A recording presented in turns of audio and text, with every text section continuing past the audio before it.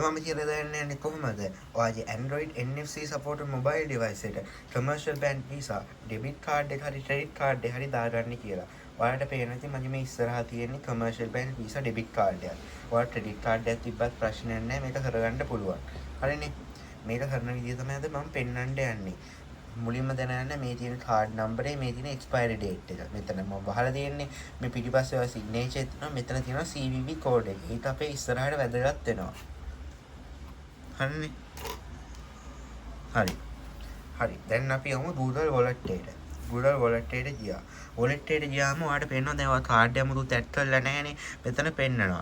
අපි මෙතන add payment card කියන සිලෙක්ට් කරනවා. ඒක සිලෙක්ට් කරායින් පස්සේ new credit or debit card කියන සිලෙක්ට් කරනවා. ඒකොත් මෙහෙම වැටෙනවා. මෙතන කරන්න තියෙන්නේ ඔයා කාඩ් එක ස්කෑන් කරන්න එක. මම මේක මෙන්න මෙහෙම තියලා මෙහෙම ස්කෑන් කරන්න තමයි තියෙන්නේ. ඔයාට කාඩ් එක පේනවද? මෙන්න මෙහෙම ස්කෑන් කරන්න තියෙන්නේ.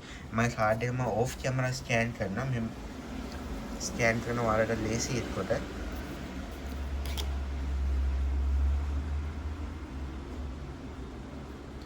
enter card details manually යනවා.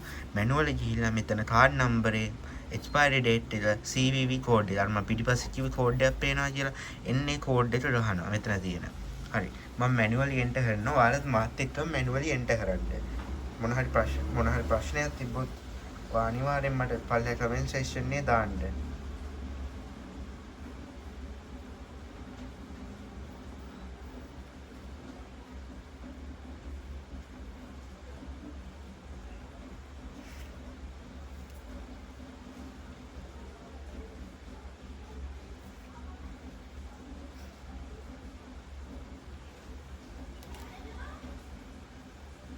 එහෙම එන්ටර් කරායින් පස්සේ ඔයගේ ඇඩ්‍රස් එක අහනවා. ඇඩ්‍රස් එක මෙතන ඉන්නවල දාන්න ඕනේ. මෙතන එඩිට් බටන් එක ක්ලික් කරලා ඇඩ්‍රස් එක දාන්න තමයි තියෙන්නේ. හරිනේ.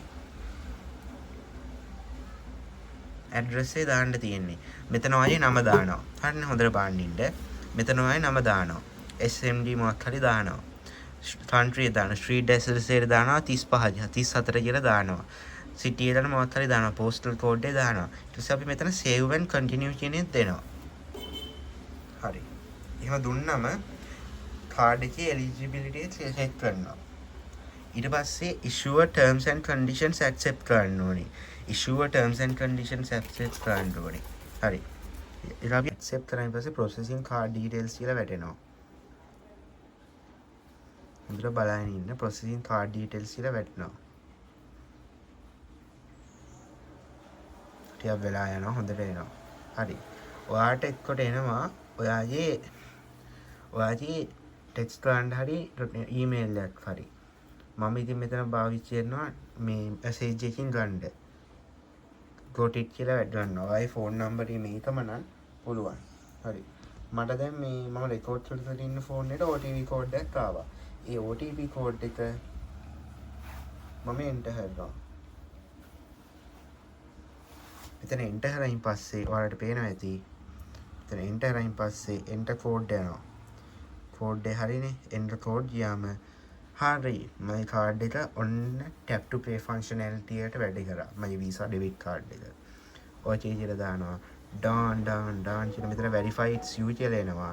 pin එක හරි fingerprint එක හරි දෙන්න. fingerprint එක දුන්නාම හරි Ola now you have your card. දැන් මෙහෙම පොස්ට් ටර්මිනල් එක ගන්නට ගියම ටාන්ලා අල්ලන්න තියෙනවා. ඊට පස්සේ එන හරියටුත් එක්ක වීසා චෙක් මාක් එකක් කරනවා.